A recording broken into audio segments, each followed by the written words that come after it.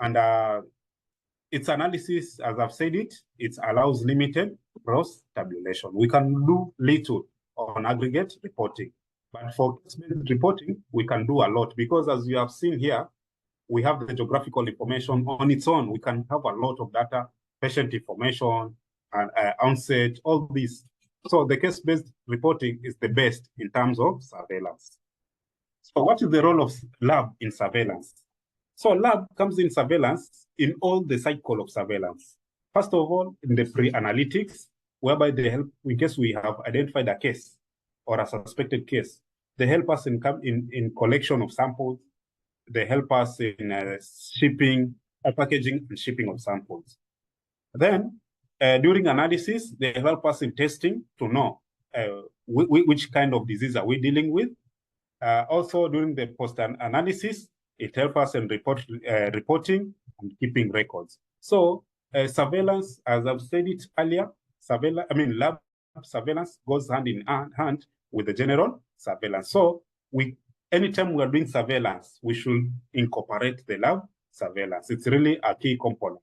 As we have seen it here, we do the pre-analysis, we have the analytic analysis and post-analysis. So the lab surveillance is used in all phases of disease response, as we have seen. First of all, the lab surveillance helps us in detecting and confirming of epidemics.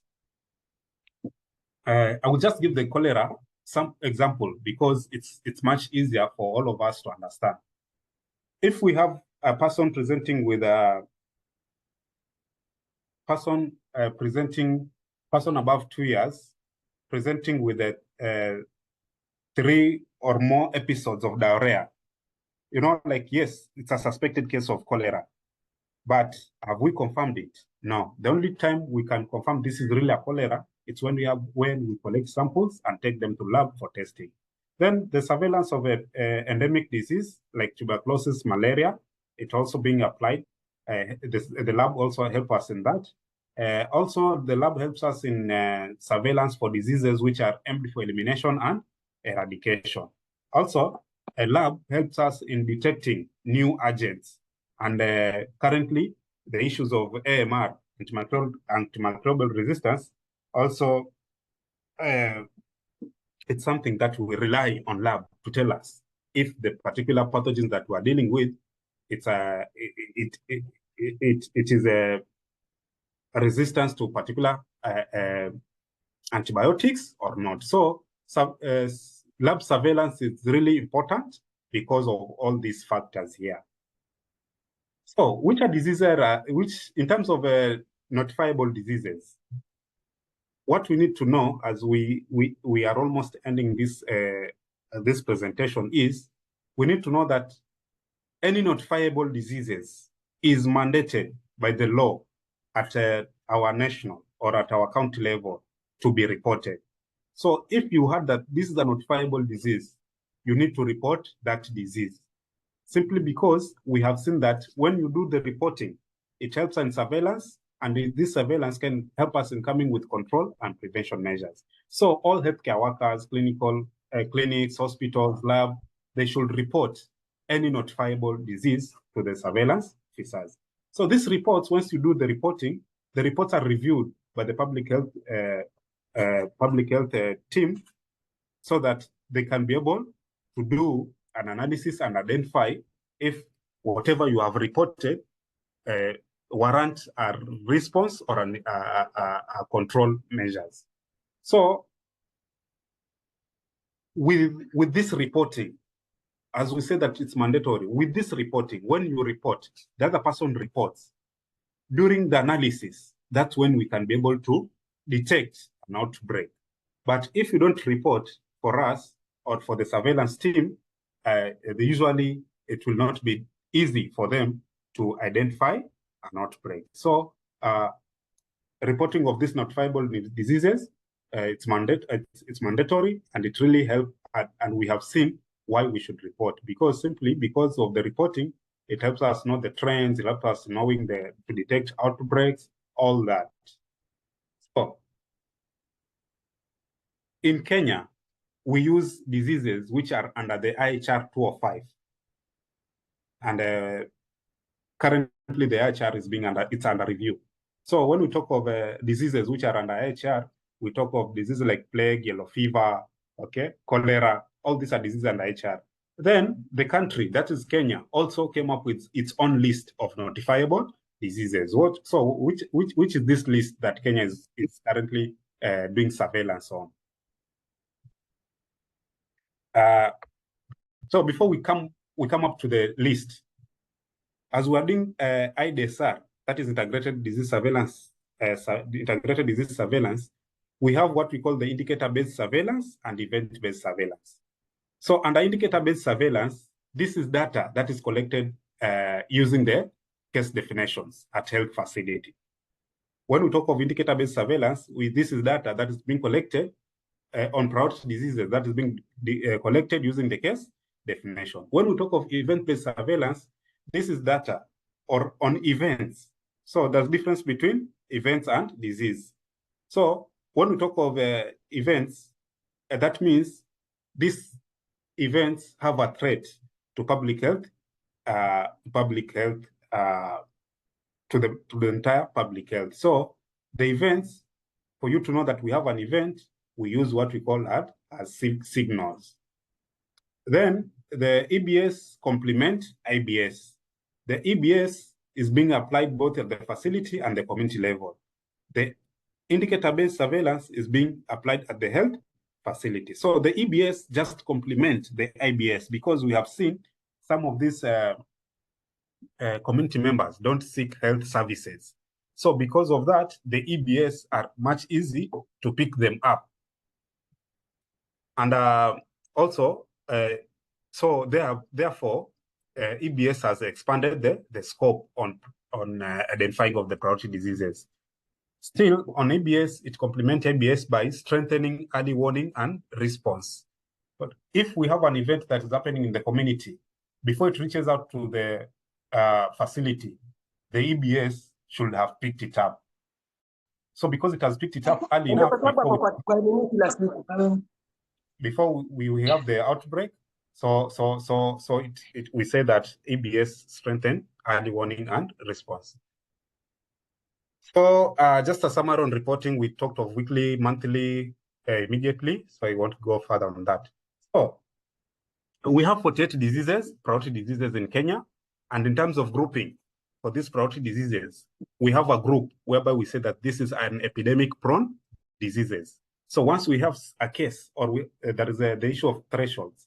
So for epidemic-prone diseases, some of these diseases on the left-hand side that you are seeing, these are prone diseases, epidemic-prone diseases. So we say any priority disease, once you have it, it must be reported.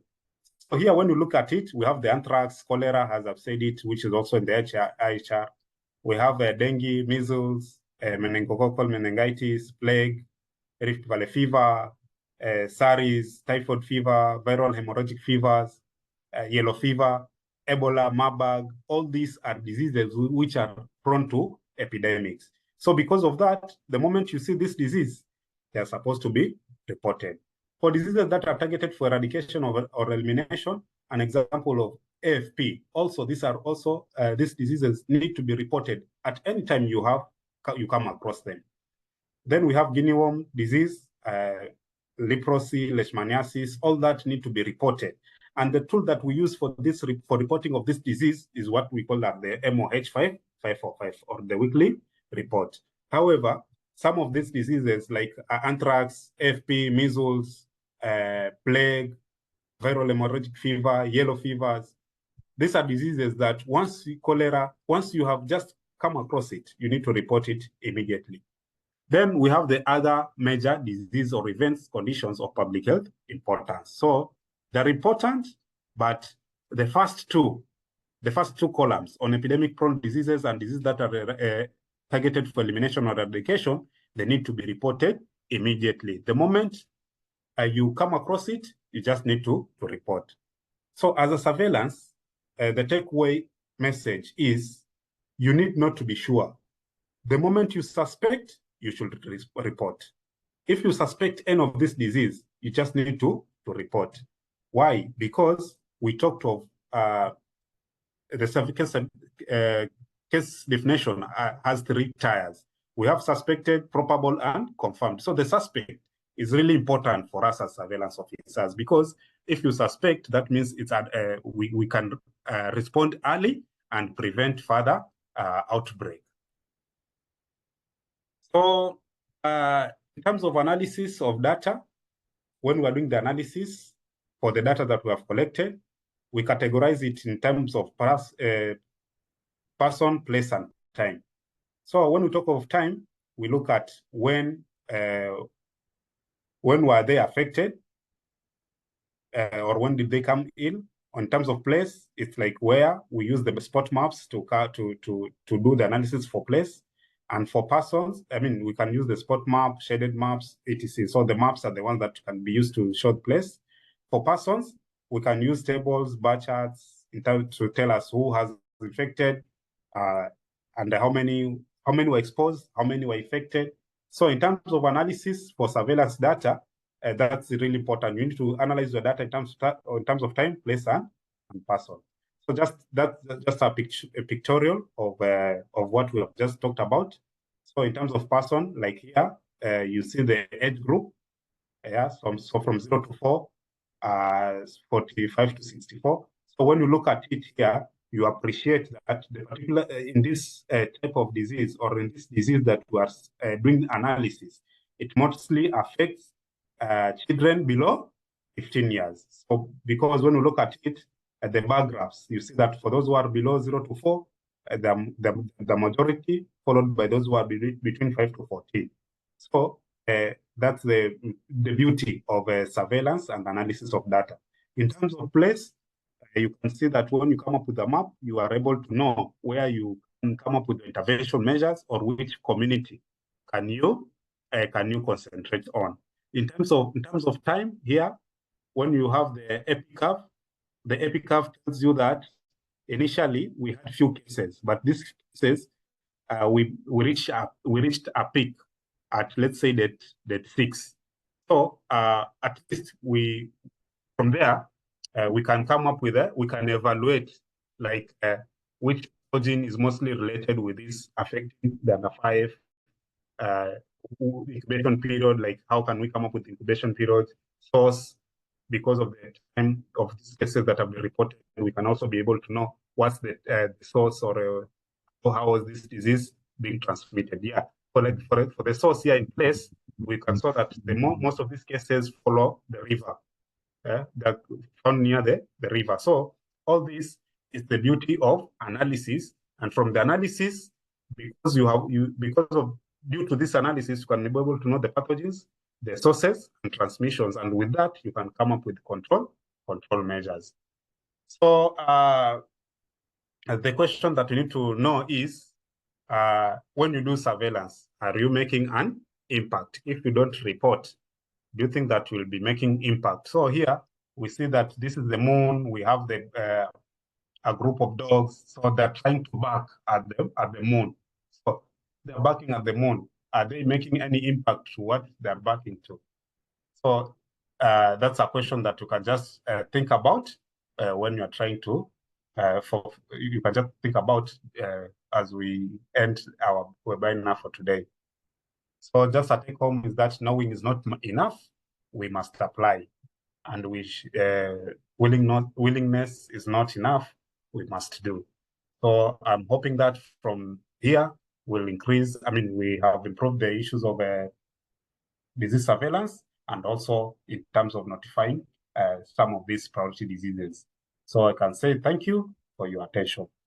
Back to you, Moderator. Thank you. Okay, thank you, Nassoro. Yeah, that was a wonderful presentation. And I think we've now arrived at the question and answer session.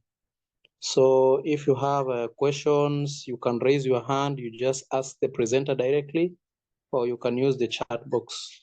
So from the chat box, there is a question that had been asked by one of the participants.